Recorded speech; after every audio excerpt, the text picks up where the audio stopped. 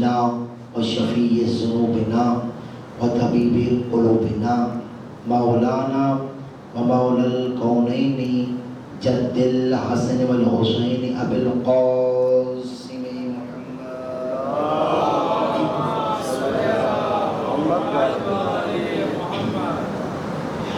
وآله الطيبين الطاهرين المعصومين المنتجبين المنتخبين المظلومين الشاكرين الصابرين المهديين الذين أذهب الله عنهم الرجس وطهرهم تطهيرا.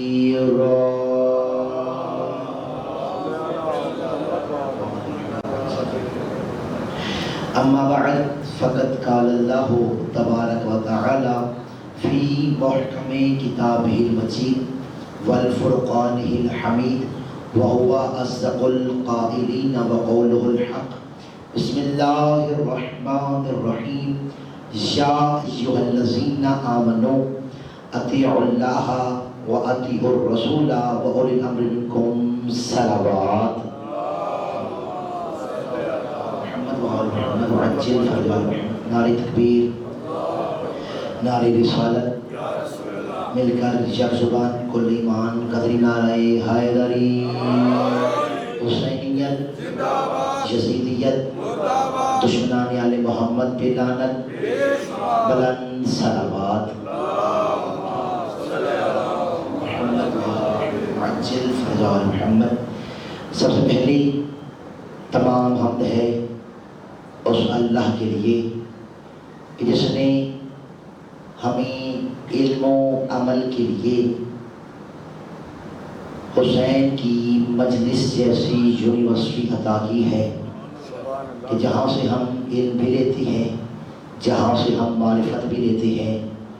اور درود و سلام ہو اللہ کی مجتبی مصطفیٰ مرتضیٰ بندوں پر، لعنت ہو ان پر کہ جو لعنت کے حقدار ہیں. ہم اس اللہ کا جتنا شکر ادا کر لیں، چاہے کہ ہمارا گوشت سڑ جائے، ہماری ہڈیاں وسیدہ ہو جائیں، لیکن ہم اس اللہ کا اس بات کا شکر ادا نہیں کر سکتے کہ اس اللہ نے ہمیں بن مانگی علی جیسا امام عطا کیا.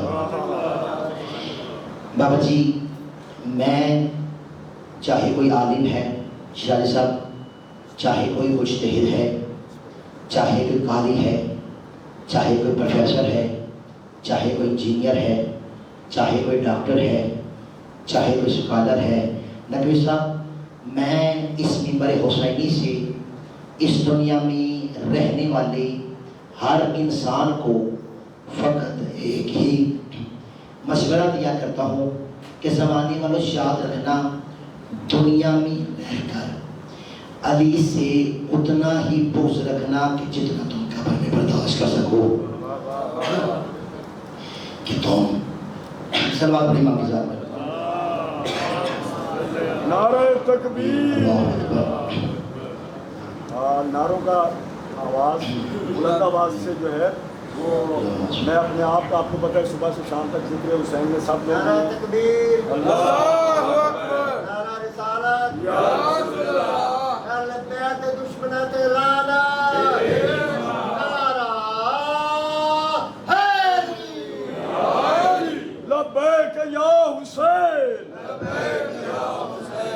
لبیک یا حسین، حسینیت، حسینیت، یزیدیت، یزیدیت، یا امام المنتظر،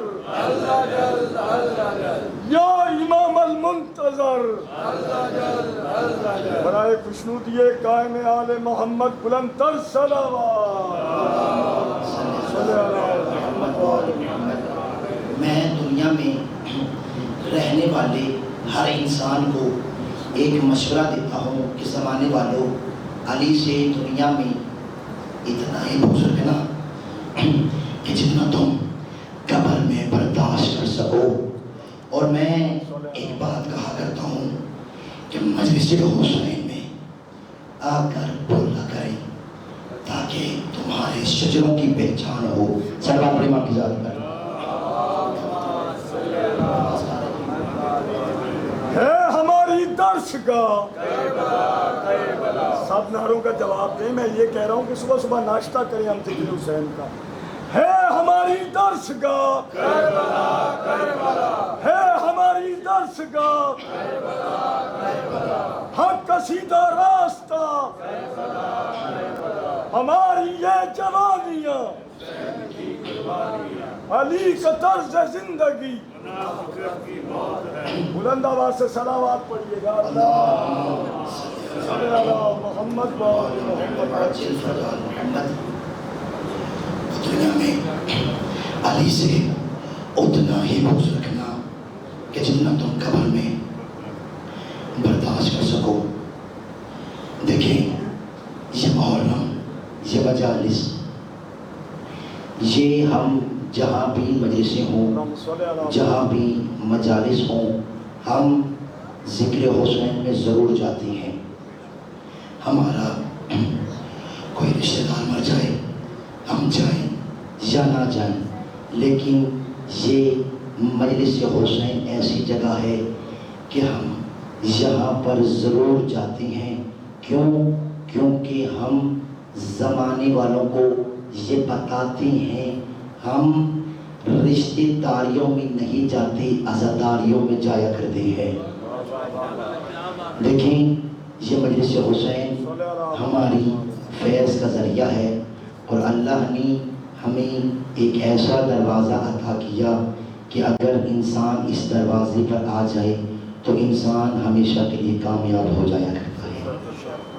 میں نے قرآن مجید کی جس آیے مجیدہ کو موضوع سخن قرار دیا ہے، اس میں اللہ ارشاد فرما رہا ہے اطاعت کرو اللہ کی، رسول کی اور صاحبان امر کی.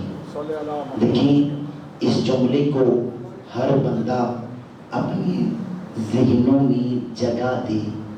کیا کچھ لفظ اللہ نے قرآن میں بتائے ہیں اور جسم بنا کر دکھائے ہیں. کچھ بندے حیران ہیں، پریشان ہیں. میں پہلا لفظ کہنے جا رہا ہوں. اللہ نے قرآن میں ارشاد فرمایا اِنَّا أَعْطَيْنَاكَ الْكَوْثَرَ، بے شک میرے حبیب ہم نے آپ کو کوثر عطا کیا. ایک ہمارے بہت بڑے عالم دین میں ادھر دیکھیے گا، ادھر ادھر توجہ. نماز میں ہمارے نزدیک ادھر ادھر دیکھنے سے نماز نہیں ہوا کرتی. اور دیکھیں یہ ہماری نماز ہے تو نماز میں ادھر ادھر نہیں دیکھنا. ہمارے ایک بہت بڑے عالم دین علامہ محمد حسین نے ایک جملہ کہا زمانے والوں جانتے ہو اللہ کہنا کیا چاہتا ہے؟ اللہ نے جب لفظ کوثر کو جسم عطا کیا تو فاطمۃ الزہرا بن گئی. پھر ایک قرآن کی دوسری آیت بقیت اللہ خیر لکم، کہ اللہ کا بقیہ ہے. اور یہ بھی میں اس منبر حسینی کی ضمانت لے کر کہتا ہوں اس بقیے سے مراد فقط امام زمانہ علیہ السلام ہے. اللہم صلی علی محمد و آل محمد. بڑی توجہ سے جملے سنیے گا. اس بقیے سے مراد امام زمانہ ہے. اب اللہ نے کہا اطاعت کرو اللہ کی، رسول کی، صاحبان امر کی. میں نے تاریخ میں شاہ صاحب ایک ہستی ایسی دیکھی ہے کہ جس نے اس لفظ اطاعت کو ایسا ادا کیا. اگر میں یہ جملہ کہوں تو جملہ رائے گا نہیں جائے گا کہ اللہ نے جب لفظ اطاعت کو جسم عطا کیا تو وہ حضرت عباس بن گئے. کوئی عام ہستی نہیں. کون؟ جو منزل قرآن، دل کی دھڑکنوں کا توازن، مصدر وحی کا امین، سلونی کا لہجہ، وجہ اللہ کی جبینی اقدس سے جھلکتا ہوا الہی وقار. کون؟ جو صبر حسن پیش باطل کے تحریک خالق کریم کربلا کا انکار، مسجود حقیقی سے ملاقات کا منظر پیش کرتے ہوئے سید سجاد کے سجدے۔ کون؟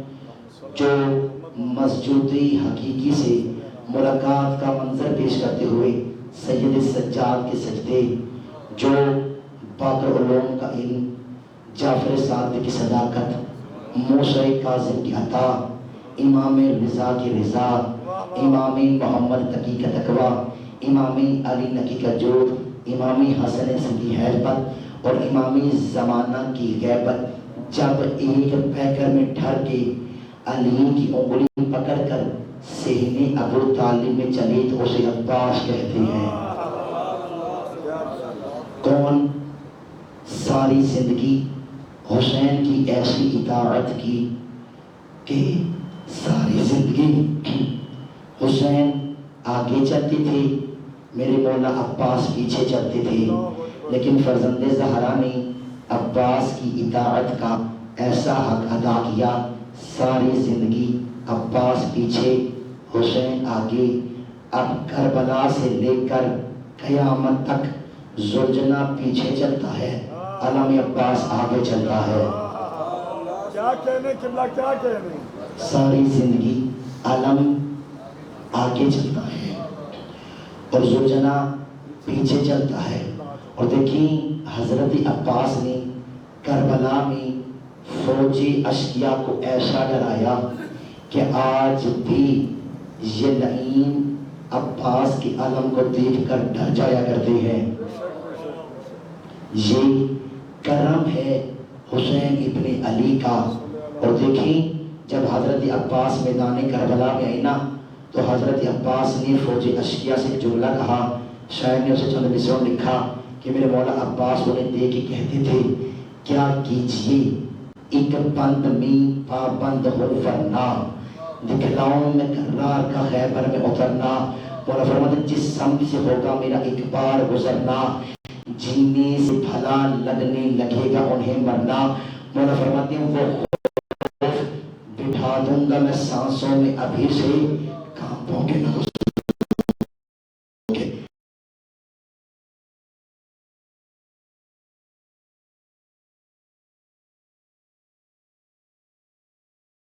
علم والی جس کی نیام میں سوئی ہوئی تلوار، عرب کے طاقتوروں کے آنکھوں سے سونے کی طاقت کو چھین لے، اس ہستی کو عباس کہتے ہیں۔ اسی لیے تو ایک نہیں جب شام گیا نا، اس کا نام تھا ربیع بن سعد، یزید نے اسے کہا کہ مجھے بتاؤ تم نے جنگ کربلا کی کیسے جیتی؟ ایک بندہ کہتا ہے ہم ایسے ایک منٹ میں کربلا کی جنگ جیت گئی۔ دوسرے نے کہا ہمیں 1 گھنٹہ لگا، ہم نے کربلا کی جنگ جیت لی۔ ابھی یہ باتیں کر رہے تھے یا ربیع بن سعد سے یزید نے پوچھا تو بتا جنگ کیسے جیتی؟ کہا اگر سچ پوچھتا ہے تو یہ جھوٹ بول رہے ہیں، اگر مجھ سے سچ پوچھے تو یہ سب تینوں جھوٹ بول رہے ہیں۔ کہا وجہ کیا ہے؟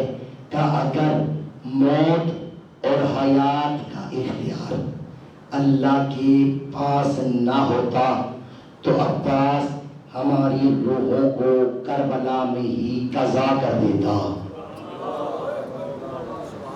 کہ یہ تو موت اور حیات کا اختیار اللہ کے پاس تھا، ورنہ عباس ہماری روحوں کو کربلا کے میدان میں ہی قبض کر لیتا۔ یہ ہیں عباس اتنے بہادر، لیکن اطاعت کی ایسی منزل ہے۔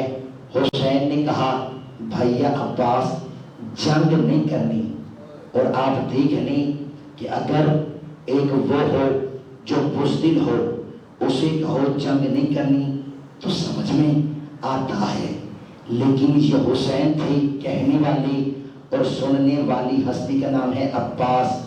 کہا عباس جنگ نہیں کرنی. عباس نے تلوار کو نیام میں رکھ دیا. یہ کم بات نہیں, یہ ہے اطاعت کی وہ معراج جسے ہر بندہ ترک کر ہی نہیں سکتا ہے.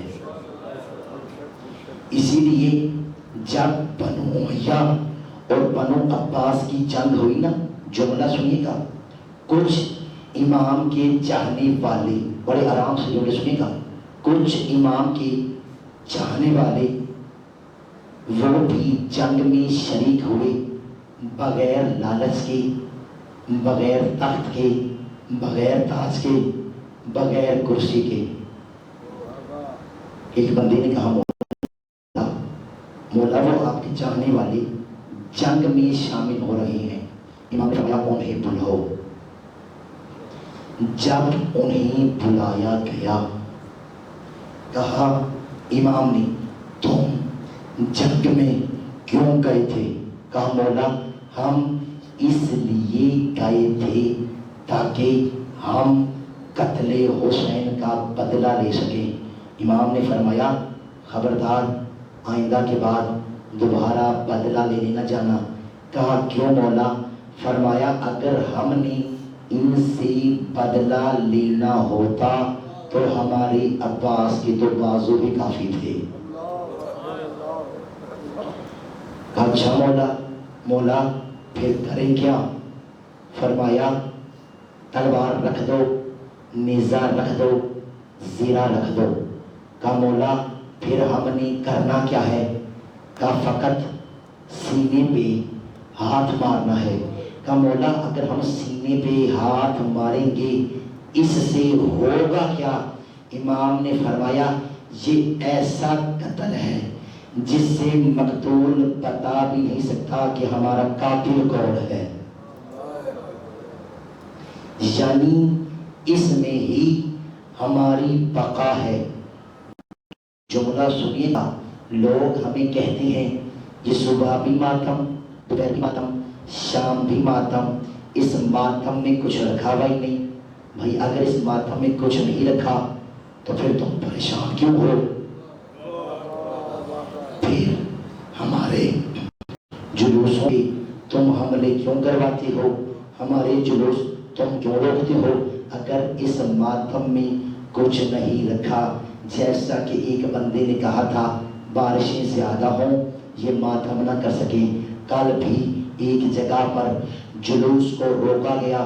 بھائی جب یہ ماتم میں کچھ نہیں رکھا تو پھر کون روکتے ہو؟ اسی لیے تو شاعر نے 2 مصرع لکھی اور کمال کر دیا. شاعر کہتا ہے اگر ماتم حسین میں کچھ نہیں رکھا تو پھر نسل یزید میں کھلبلی کیوں ہے؟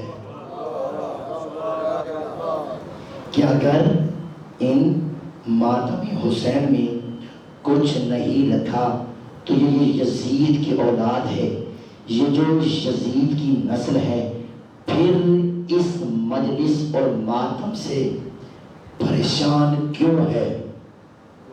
جی یہ تو ان کی سزا ہے. یہ کیسی سزا ہے؟ ملتی ہمیں ہے, تکلیف انہیں ہوتی ہے. دیکھیں اگر یہ ہماری سزا ہے تو پھر یہ کیسی سزا ہے؟ اگر یہ سزا ہے پھر ہمارے جلوس بڑھنے دو, ہمیں علم حضرت عباس نکالنے دو, ہمیں ذوالجنان نکالنے دو. لیکن جب بھی ہم علم عباس نکالتے ہیں, ذوالجنان کو نکالتے ہیں, یہ پریشان ہو جاتے ہیں یہ ان کا علم کیوں آیا, یہ ان کے ذوالجنان کو روکو. ہندوستان میں کچھ بندے گئے ایس ایچ او کے پاس, ہم نے کل کو ذوالجنان نکالنا. اس نے کہا وہ کیا؟ کہا امام حسین کے گھوڑے کی شبی نکالنی. کہا مسئلہ ہی نہیں, تم نکال لو, اس میں کون سی بڑی بات ہے؟ کہا نہیں ہمیں خطرہ ہے. خطرہ؟ کہا وہ کیوں؟ کہا تم دیکھ لینے نا.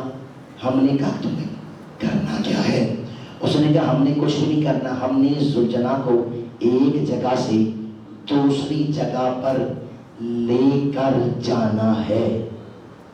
اس نے اپنی سپاہی کو اشارہ کیا, جا کر استبل سے میرا گھوڑا لے کر آ.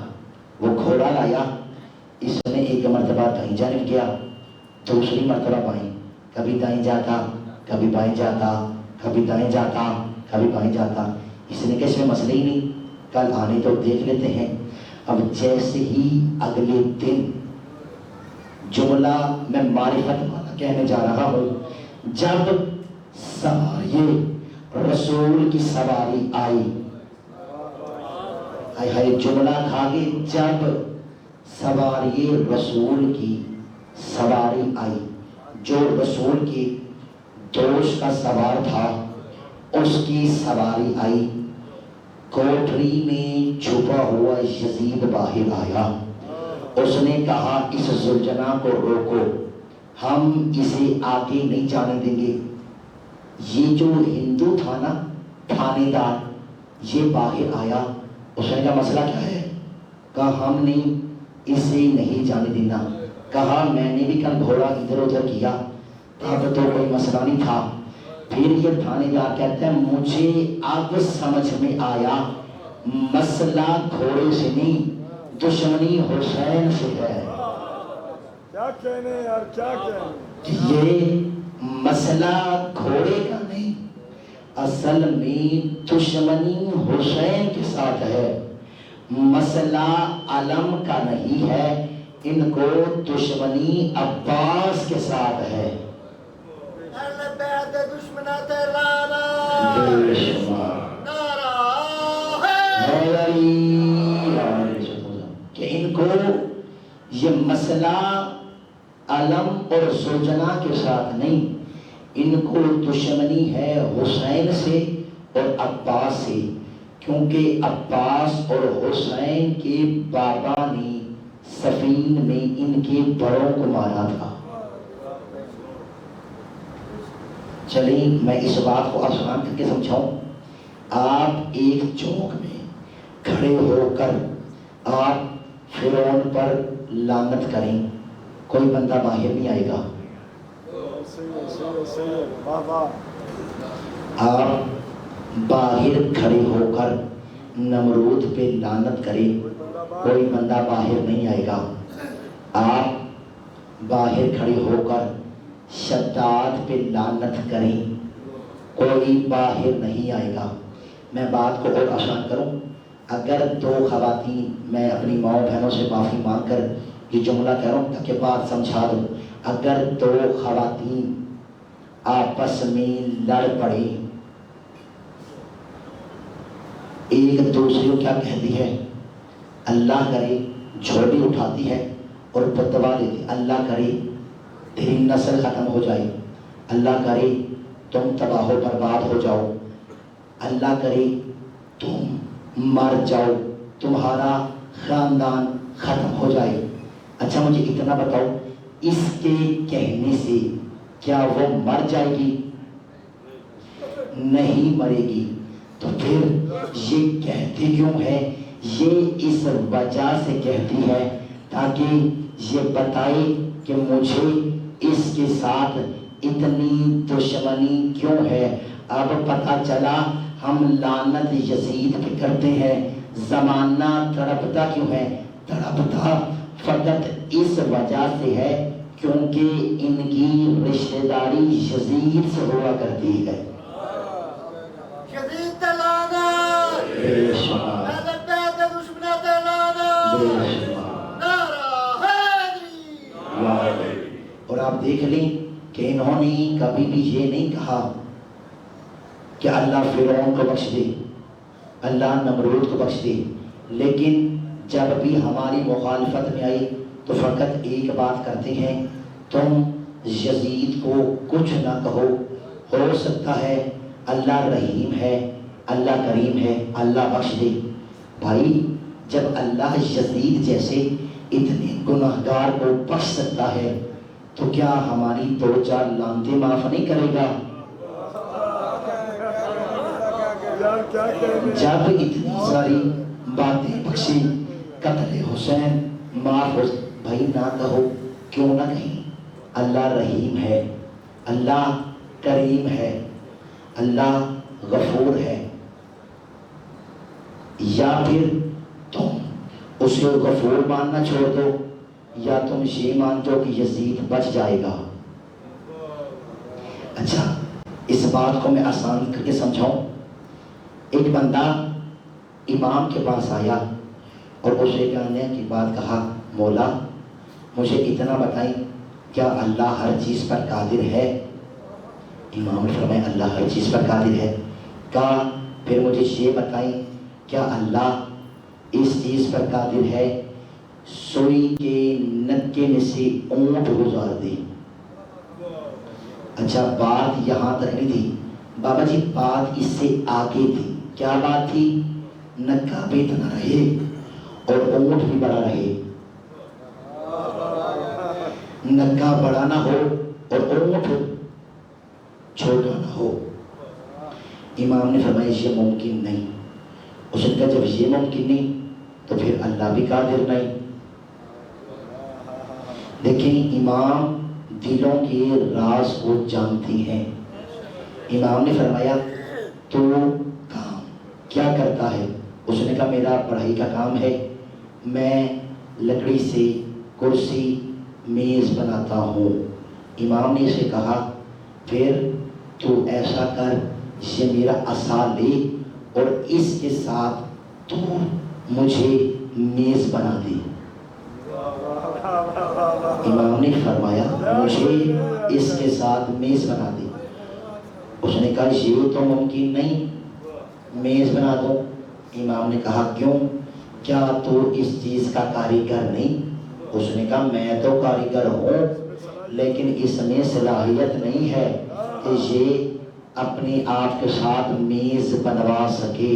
امام نے فرمایا تم بھی شرم کرو، اللہ تو ہر چیز پر قادر ہے، لیکن اس نکے کے اندر اتنی صلاحیت موجود نہیں کہ وہ اپنے اندر سے اونٹ کو گزار سکے۔ تو نور علی زیدی سفارت سجادیہ میں بیٹھ کر علل اعلان بنگاوے دہل اس منبر حسینی سے ایک جملہ کہنا چاہتا ہے، بابا اللہ تو بڑا غفور و رحیم ہے، لیکن یزید کے اندر اتنی نجاست بھری ہے کہ وہ اپنے آپ کو بخشوانے کی صلاحیت نہیں رکھتا ہے، کہ اس کے اندر اتنی نجاست بھری ہے۔ قتل حسین کوئی چھوٹا جرم نہیں۔ آج زمانہ توہین رسالت کے لیے جب کوئی توہین رسالت کرے اس کے لیے تو جلوس نکال لیتا ہے۔ جاؤ جا کر دیکھو توہین رسالت کہاں ہوئی، کب ہوئی؟ توہین رسالت اس وقت ہوئی تھی کہ جب رسول نے کہا تھا کہ علی مولا ہے اور زمانے نے انکار کر دیا۔ توہین رسالت اس وقت ہوئی تھی کہ جب اللہ کے رسول نے کہا تھا مجھے کاغذ قلم دو، اور زمانہ رسول سے کہہ رہا تھا کہ حسبنا کتاب اللہ، ہمیں اللہ کی کتاب ہی کافی ہے۔ توہین رسالت اس وقت ہوئی تھی کہ جب رسول بلاتے تھے اور زمانہ آتا نہیں تھا۔ توہین رسالت اس وقت ہوئی تھی کہ جب اس گلے کو کاٹا گیا تھا کہ جس گلے کو رسول چوما کرتے تھے۔ تاریخ کی سب سے بڑی توہین رسالت کربلا کے میدان میں کی گئی تھی کہ اسے رلایا گیا تھا کہ جس کا رونا اللہ کے رسول کو اچھا نہیں لگتا تھا۔ اور اقرارو حسین کربلا میں کم نہیں روئے، حسین کربلا میں بہت روئے ہیں۔ کبھی اکبر کے سینے میں پھل برچی کو دیکھ کر، کبھی قاسم کے ٹکڑوں کو دیکھ کر، کبھی عباس کی بکھرتے ہوئے لاشوں کو دیکھ کر۔ عزیزانو، یہ میرے مولا عباس کوئی کم عظمت کے مالک نہیں، یہ وہ ہستی ہے کہ جسے جناب سیدانی اپنا بیٹا کہا ہے۔ میں نے روایت میں پڑھا ہے، ایک جملہ کہوں گا، گریے کے دن ہے، چند دن کا مہمان ہے زہرا کا لاڈلا، اگلے سال محرم میں وہی ہوئے گا جو ہوگا۔ خدا کی قسم مسائل پڑھتے ہوئے میں خود سید ہوں، دل کانپتا ہے، دل ڈرتا ہے، اور یقین کریں کہ کلیجے پہ پتھر رکھ کر پھر ہم مسائل پڑھتے ہیں، ورنہ ہمارا جگر اندر سے زخمی ہوتا ہے۔ عالم دین کا نام ہے محمد مہدی، عالم خواب میں دیکھا، کیا دیکھتے ہیں؟ جملہ سنیے گا، کیا دیکھتے ہیں؟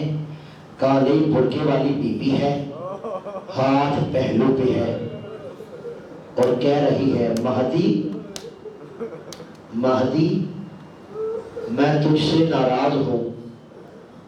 اب مہدی رو پڑے، کہا بی بی کیوں ناراض ہے؟ کہا تو میرے بیٹے کی شہادت نہیں پڑھتا ہے۔ کہا بی بی آپ کو غلط کہنا تو کفر ہوتا ہے، بی بی میں آج بھی آپ کے بیٹے کی شہادت کربلا کے منبر پہ پڑھ کے آیا ہوں۔ بی بی رو پڑی، کہا کس کی بات کر رہا ہے؟ کہا میں نے آج ہی قتل حسین پڑھا ہے۔ بی بی نے فرمایا وہ تو رسول کا بیٹا ہے، میں اپنے بیٹے عباس کی بات کر رہی ہوں۔ اجرکم علی اللہ، اجرکم علی اللہ۔ بس اگر بس اتنا جملہ کہوں گا کہ شرما کے نہ رونا، کیونکہ یہ وہ لاشا ہے جس لاشے پہ حسین بہت روئے ہیں، اور کوشش کرنا چند آنسو اس مجلس حسین میں تمہاری آنکھوں سے نکل جائیں، اور یہ آنسو ضائع نہیں ہوتے، یہ آنسو رومال سیدہ میں چلے جاتے ہیں۔ اور سنو گے روایت، یہ آنسو بی بی کرتی کیا ہے؟ میں نے روایتیں پڑھا، ایک بہت بڑے عالم دین، عالم ربانی، علامہ کاظم حسین کفائی علی اللہ مقام ہو، انہوں نے خواب میں دیکھا، کیا دیکھتے ہیں؟ خواب میں دیکھا سر سے لے کر پاؤں تک زخمی حسین نظر آ رہے ہیں۔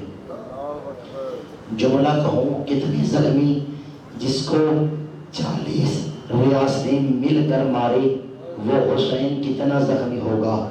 کہنے کو حسین تھے، دیکھنے کو زخم تھے، تیروں میں تلواروں کے زخم، تلواروں میں نیزوں کے زخم، نیزوں میں پتھروں کے زخم، پتھروں میں زخموں میں کربلا کی گرم ریت موجود تھے۔ بڑے آرام سے مصیبت سنیے گا، ہائی مولا کہہ کے اٹھے، سارا دن گریہ کیا، ساری رات روتے رہے۔ جب دن اور رات کو روئی نا تو ایک مرتبہ جب اگلی رات کو پھر دیکھا نا، اب کیا دیکھتے ہیں؟ جتنے زخم تھے نا وہ سارے ختم ہو گئے۔ کہا مولا آقا مظلوم کربلا اگر اجازت دیں تو ایک سوال کروں۔ کہا کاظم حسین کفائی کرو۔ کہا مولا جب کل دیکھا تھا، کل تو بہت زخمی تھے، یہ زخم مندر کیسے ہو گئے؟ امام نے فرمایا کاظم حسین کفائی جس جگہ پر مجلس حسین ہوا کرتی ہے، میری ماں زہرا اس مجلس میں جایا کرتی ہے، اور جب مومن روتے ہیں نا اور ان کی آنکھوں سے آنسو نکلتے ہیں، میری ماں زہرا ان آنسوؤں کو ایک شیشی میں رکھ لیتی ہے۔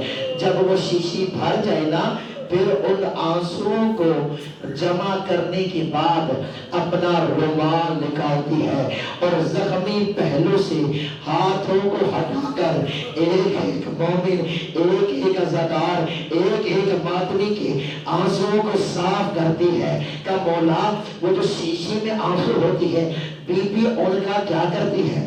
امام نے فرمایا کاظم حسین کفائی یہ جو میرے زخم ہے نا، میری ماں زہرا ان عزاداروں کے آنسوؤں کو میرے زخموں پہ لگاتی ہے، میرے زخم مندر ہو جاتی ہے۔ کاظم حسین کفائی تڑپے، اور تڑپنے کے بعد کہا مولا آقا مظلوم کربلا میں یہ دیکھ رہا ہوں کہ آپ کے بدن پر 2 زخم ایسے ہیں کہ جو ابھی بھی موجود ہے. کون سے دو زخم؟ ایک سینے میں زخم تھا، ایک عباس کے بازوں میں زخم تھا. کہ مولا یہ جو زخم ہے ان کے لیے تو بہت سارے آنسوں کی ضرورت ہوگی. امام نے فرمایا اگر عزادار ماتمی مومن قیامت تک گریہ کرتے رہے نا اور میری ماں زہرا آنسوں کو لاتی رہی، یہ دو زخم ایسے ہیں کہ جو قیامت تک کے لیے منظر نہیں ہو سکتے. کہا مولا وجہ کیا ہے؟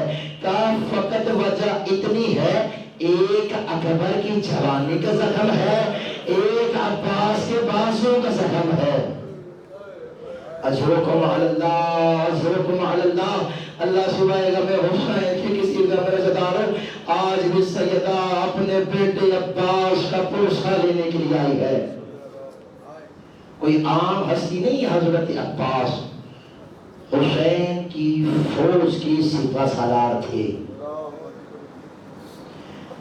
اور دیکھیں یہ وہ کربلا کا شاہ سوار ہے کہ جس کے بازوں کی قدر و قیمت پوچھنی ہو نا تو اس بی بی سے پوچھو کہ جو بی بی پہلو سے ہاتھ ہٹا کر کپڑے سیتی رہی ہے.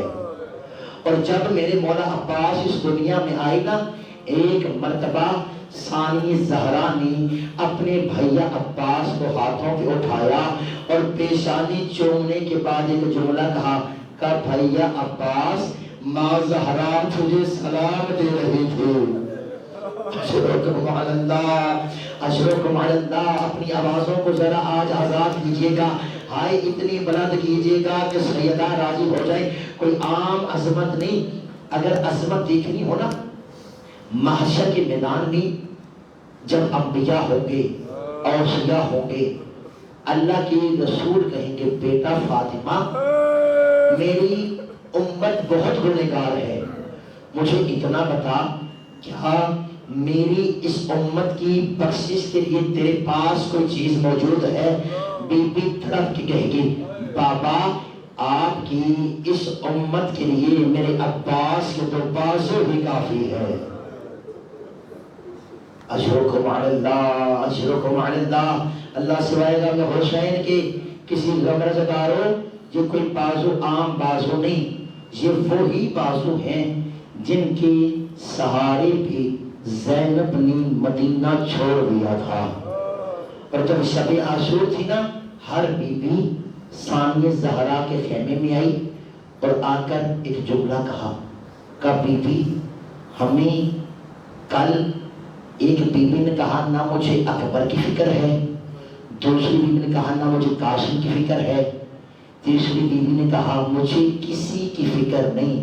ہر بی بی ایک ہی جملہ کہتی تھی ہمیں فقط اپنی چادر کی فکر ہے.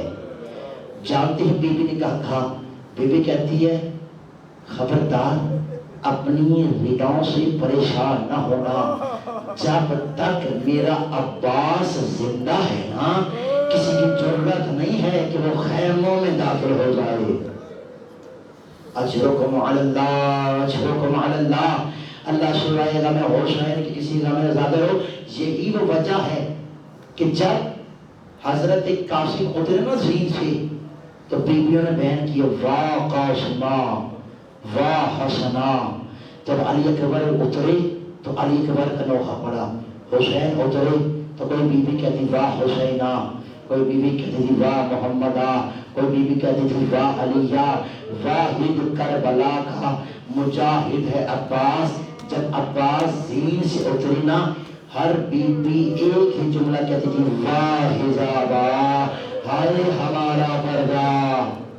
اشرکم علی اللہ، اشرکم علی اللہ. اللہ سوائے گا میں حسین کے کسی غم رضاداروں بس آ گیا روز عاشور. ایک ایک شہید جا رہا تھا، عباس ہاتھوں کو مل رہا تھا. اکبر جا رہے تھے، عباس دیکھ رہے تھے. قاسم کے ٹکڑے ہو رہے تھے، عباس دیکھ رہے تھے. ایک ایک شہید سے پہلے میرے مولا عباس جا کر اجازت مانگتے، اجازت نہ ملتی. آخر جب سب شہید ہو گئے نا ایک مرتبہ حضرت عباس گئے، سر کو جھکایا کہ آقا حسین عباس کو لڑنے کی اجازت دی۔ امام نے فرمایا بھیا عباس آپ میری فوج کے سپاہ سالار ہیں، اتنا کہنا تھا۔ ناظر العباس یمینا و شمالا، ایک مرتبہ عباس نے دائیں دیکھا، ایک مرتبہ عباس نے بائیں دیکھا، دونوں طرف دیکھنے کے بعد ایک جملہ کہا کہ آقا حسین وہ فوج کہاں ہے جس کا سالار عباس ہے؟ اشرکم علی اللہ، اشرکم علی اللہ۔ اللہ سوائے گا میں حسین کے کسی کام میں کرو، حسین نے اجازت نہیں دی۔ عباس واپس ہے، کیا دیکھتی ہے؟ حسین کی 4 سال کی بیٹی کوشہ اٹھائے ہوئی کہ چچا عباس میں بچوں سے وعدہ کر کے آئی ہوں، ابھی چچا کو بھیجوں گی، پانی لے کر آئیں گے۔ اب عباس نے بھتیجی کو لیا، حسین کے پاس گئی۔ اب حسین نے سر سے لے کر پاؤں تک آخری مرتبہ عباس کو دیکھا۔ کہا بھیا عباس میں تمہیں اب نہیں روکوں گا، لیکن میرا دل کہتا ہے کہ ایک مرتبہ مظلوم کربلا نے کہا ہوگا اے میری شہزادی سکینہ آج تو چچا کو بھیج رہی ہو، لیکن اس وقت بہت یاد کرو گی کہ جب شمر تماچے مارے گا، جب تمہیں گھوڑوں کے ساتھ باندھ کر کربلا اور کوفہ پھرایا جائے گا۔ اشرکم علی اللہ، اشرکم علی اللہ۔ اللہ سے میں نبی حسین کی کسی کا مقدارو عباس نے تلوار کو نیام سے نکالا، ایک ہاتھ میں تلوار ایک ہاتھ میں نیزہ۔ اب جیسے ہی چلنے کا ارادہ کیا نا، میرے مظلومی کربلا امام نے عباس کے سینے پہ ہاتھ رکھا کہ بھیا عباس میں تمہیں لڑنے سے نہیں روکتا، تم نے جتنی جنگ کرنی نا پاس جا کر لو، تلوار لے جاؤ، نیزہ لے جاؤ، برچھی لے جاؤ، عباس زرہ لے جاؤ، جو لے کے جانا ہے عباس بھیا لے جاؤ، لیکن بھیا عباس حسین کے اس فکر کو ضرور یاد رکھنا، بھیا عباس شام والوں کو اتنا مارنا کہ جتنا زینب شام کے بازار میں پتھر برداشت کر سکے۔ اشرکم علی اللہ، اشرکم علی اللہ۔ جملہ سننا بہت روئیں گے زدارو، یہی تو وجہ تھی کہ جب جناب ام المؤمنین نے دیکھا نا کہ میرا عباس قتل ہوا، بیوی کہتی بیٹا عباس مجھے یقین نہیں ہوتا یہ دنیا آ کر مجھے پوچھا دے رہی ہے کہ تیرے عباس کو دنیا نے مار دیا، عباس میں نے تجھے دودھ پلایا ہے، عباس تیری رگوں میں علی کا خون ہے، عباس مجھے یقین نہیں ہوتا، لیکن میں یقین تب کرتی ہوں کہ جب میں زینب کے ہاتھوں پہ رسیوں کے نشان دیکھتی ہوں، جب مجھے پتا چلتا ہے نا سکینہ کو تماچے مارے گئے۔ اشرکم علی اللہ، اشرکم علی اللہ۔ اللہ سوائے گا میں حسین کے کسی غرض داروں پاس حسین نے عباس کو گھوڑے پہ سوار کیا، عباس چلے اور ایک مرتبہ علی کی جنگ شاہ کروائی، فرات نے قبضہ کیا، پانی کو بھرا۔ اب جب پانی کو بھرا نا کتنے اطاعت گزار تھے عباس، پانی کو دیکھ کر واپس پانی کے منہ پہ پانی مارا، کہا میں تجھے کیا پیوں، میرا آقا حسین میں ایسا ہے۔ اشرکم علی اللہ، اشرکم علی اللہ۔ اللہ سوائے گا میں حسین کے کسی غرض در پاس عباس نے پانی بھرا، اب جیسے ہی واپسی کا ارادہ کیا نا ایک مرتبہ ابن سعد نے کہا قیامت سے پہلے قیامت آ جائے گی اگر عباس پانی کو خیموں میں لے گئے۔ اب چاروں طرف سے عباس کو فوج نے گھیر لیا، کسی نے تیر مارا، کسی نے پتھر مارا، کسی نے گرز مارا، ایک بغیرت نے عباس کی آنکھ میں تیر مارا۔ اگر جیسے ہی عباس نے تیر کو نکالنے کے لیے سر کو جھکایا نا ایک ایک لعین نے دونوں ہاتھوں سے پکڑ کر عباس کے سر میں اتنی زور سے گھس مارا، عباس گھوڑے میں ڈگمگائے۔ اب جیسے ہی عباس گھوڑے میں ڈگمگائے نا، چاروں طرف لعین آ گئے، چاروں طرف سے تلواروں کے وار ہوئے۔ اب عباس گھوڑے سے گرے نہیں، کربلا میں بکھر گئے تھے۔ اشرکم علی اللہ، اشرکم علی اللہ، اتنا کہنا تھا، کہا آقا عباس کا آخری سلام۔ مجھے بتائیے حسین کو کیوں کہا عباس کا آخری سلام؟ جانتے ہیں عباس جانتے تھے حسین بہت تھکے ہوئے ہیں، اکبر کو اٹھایا، قاسم کو چنا اور محمد کو اٹھایا، حبیب کی لاشیں 71 لاشیں اٹھا کر حسین تھک گئے ہیں اور کہتے ہوں گے بھیا حسین غلام کو اٹھانے کی زحمت نہ کرنا۔ اشرکم علی اللہ، حسین چلے، لاشیں عباس کے آئی اور عباس کے آئی نا تو ایک جملہ کا الان ان کا سزارے، عباس تیرے جانے کے بعد میری کمر کا زور ہو چکا ہے۔ اشرکم علی اللہ، اپنی آوازوں کو بلند کرنا، ہاتھوں کو پیارا نہ کرنا۔ یہ وہ ہاتھ ہے جو زندگی میں زینب کے رضا کا ماتم نہیں کر سکے۔ حضرت حسین آئے، عباس کا سر اپنی گود میں رکھا۔ اب جیسے ہی حضرت عباس کا سر گود میں رکھا نا، سر رکھتے تھے وفا کا پیکر، اطاعت کا پیکر، مجسم اطاعت کا پیکر۔ اب سر گود میں رکھا، میرے عباس نے سر کو زمین کربلا پہ دوبارہ رکھا، پھر رکھا، پھر دوبارہ زمین کربلا پہ۔ کہا بھیا عباس اپنا سر میرے سانوں پہ کیوں نہیں رکھتے؟ ایک مرتبہ میرے مولا عباس نے روک کہا آقا حسین آپ نے غلام کا سر اگر اپنے سانوں پہ رکھ لیا، میں وہ وقت یاد کر رہا ہوں کہ جب گھوڑے سے گریں گے آپ کا سر زمین کربلا پہ ہوگا۔ مولا مجھے وہ وقت رلا رہا ہے۔ پہلو سے آواز آئی بیٹا عباس پریشان نہ ہو، بقیہ چھوڑ کر آ گئی ہے۔ اشرکم علی اللہ، اشرکم علی اللہ۔ اللہ سمائے گا میں حسین کے کسی کا مزداروں، بس میرے مولا عباس کا سر زانوں پہ رکھا، کہا آقا حسین کاش میرے بازو ہوتے، میں آپ کو زحمت نہ دیتا۔ آقا حسین غلام ہوں، میں عرض ہی کر سکتا ہوں کہ میں چاہتا ہوں میں آخری مرتبہ آپ کے چہرے کی زیارت کروں۔ عباس کی حسد سنی، اللہ جانے یہ جملہ کون برداشت کرے، تیر تھا نا، اگر کسی آنکھ میں ایک چھوٹا سا ذرہ چلا جائے نا، سب سے پہلے جو آنکھ پر چیز آتی ہے وہ ہاتھ ہوتا ہے، لیکن جب عباس کی آنکھ میں تیر لگا تھا نا، عباس کے بازو نہیں تھے۔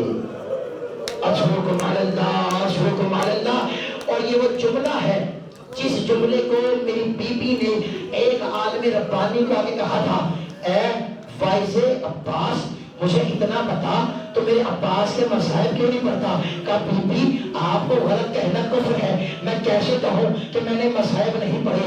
کہا جب بھی عباس کی شہادت پڑھنا نا ایک جملہ کہنا۔ کہا بی بی کون سا جملہ؟ کہا یہ جملہ ضرور کہنا جب بھی کوئی گھوڑا سوار گرتا ہے نا ہاتھوں کا سہارا لیتا ہے، جب میرا عباس گرا تھا بازو کٹ چکے تھے۔ اشرکم علی اللہ، ان آوازوں کا بلند ہونا بتا رہا ہے بی بی شام چھوڑ کر مجلس حسین میں آ گئی۔ حسین نے آنکھ سے تیر نکالا، کہا بھیا عباس ایک حسرت میں نے آپ کی پوری کی، اب ایک حسرت حسین کی ہے۔ کہا آقا حسین آپ حکم کریں، کیا حکم کرتے ہیں؟ کہا بھیا عباس مجھے ایک مرتبہ بھائی حسین کہو۔ اشرکم علی اللہ، اشرکم علی اللہ، ساری زندگی آقا حسین کہتے رہے ہیں۔ اشرکم علی اللہ۔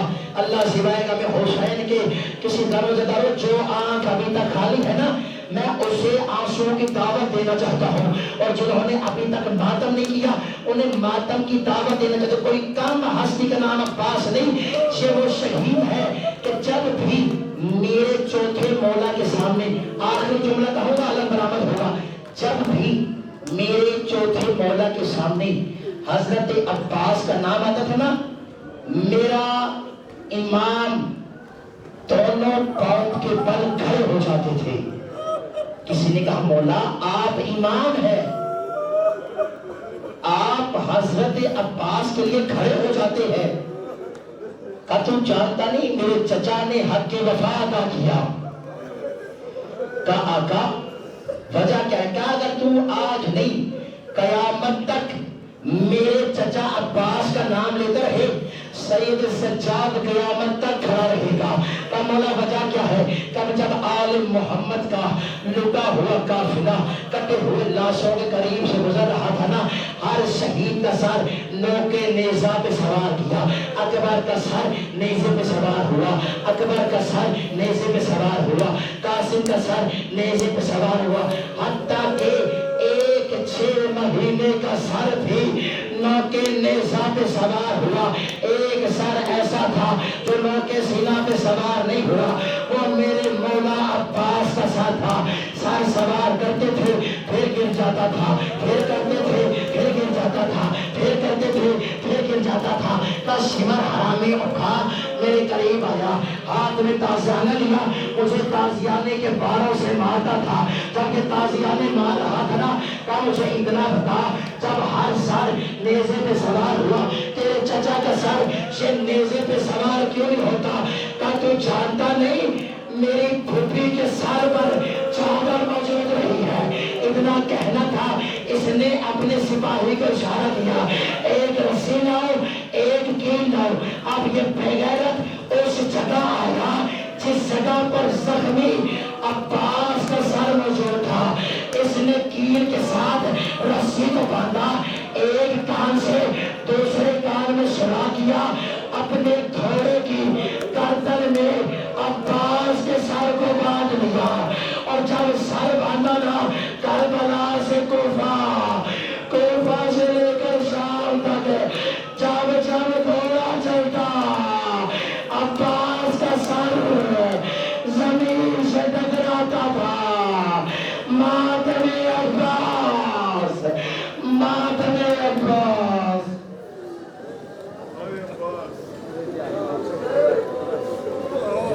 یا حسین